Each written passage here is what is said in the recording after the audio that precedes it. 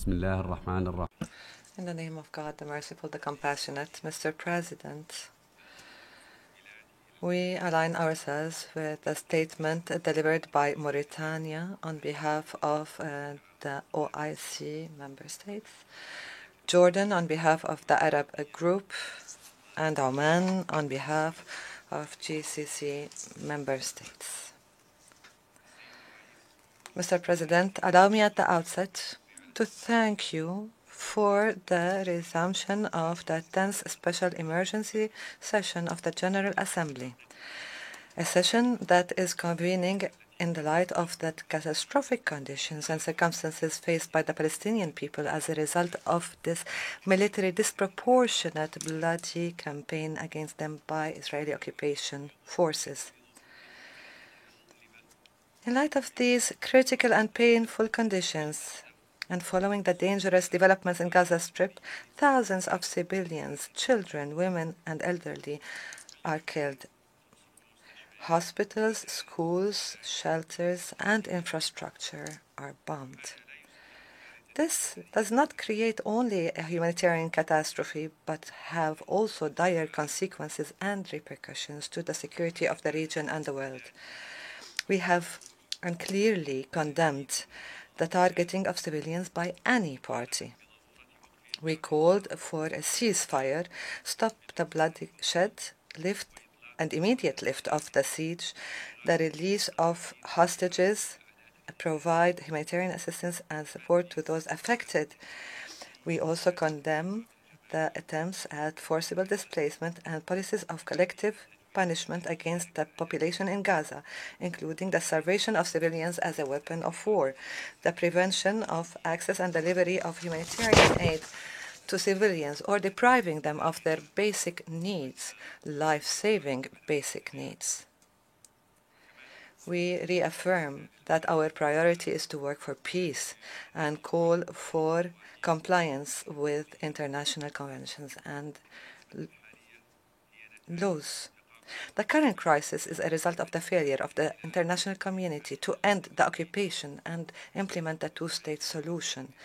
Silence in the face of illegitimate Israeli practices, whether over the past 70 years or even recently, is what led the region to the current crisis. We warn again of the possibility of a spillover of this conflict in a manner that would threaten all the peoples in the region and international peace and security. Mr. President, in light of the siege, the killing and the displacement and the failure of the international community until this date to call for a ceasefire and allow the entry of necessary humanitarian aid, we express discontent regarding the double standards and the selectivity in addressing this crisis, and we express our deep regret regarding this hesitation to support the right of the Palestinian people to live a dignified life or to condemn the current humanitarian tragedy that they are living under. Mr. President, safeguarding international peace and security is at the heart of the work of this organization. Today, we see that the organization fails to undertake its important role with all the delays in finding a solution that addresses this crisis, and in light of the ongoing Israeli violations of international conventions, including the international humanitarian law. This undermines trust and confidence in international mechanisms and the credibility of those who defend them. This will adversely impact our capacity to safeguard international peace and security. To achieve justice and a balance should not be done through looking at things from one perspective.